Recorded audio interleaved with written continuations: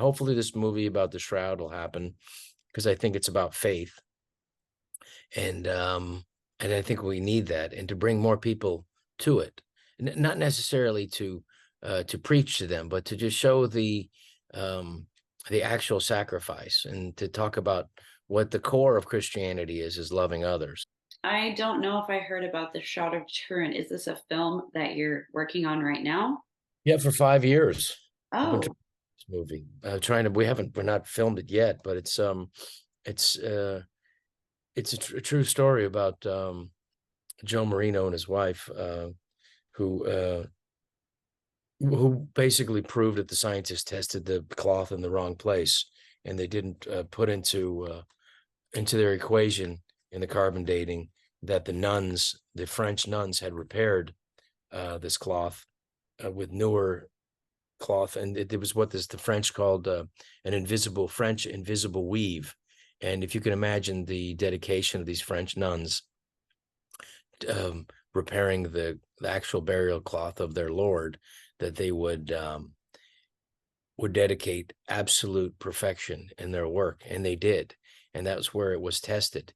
And so they had new cloth and new strands of cloth that were weaved into this 2,000-year-old Egyptian linen, and so that threw the carbon dating off. And so each of the pieces that were cut, the deeper that it went in, the further it went back in time. And this person, Joe Marino, was able to really come to a new understanding of why that dating was wrong. wow. I didn't know that y'all were or that you were working on something like that. So I've been trying to make this for years. It's getting closer now, and I'd like to make it in 2024. And I think this time uh, it's such a great story that hopefully it'll bring more people into the faith, or at least an openness to what this really is. The burial cloth of Jesus Christ. It really is. It's actual tangible proof.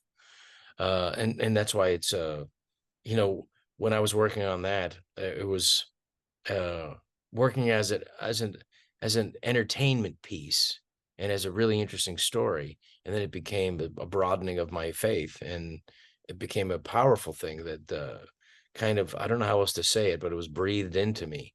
And then it from there, it was really the beginning. It was just, it's a remarkable thing, and like I said, it really, the best description of it I've ever heard was, it's the receipt, and that's why it's been tried to be destroyed many times, and right now it's in the Turin, Italy.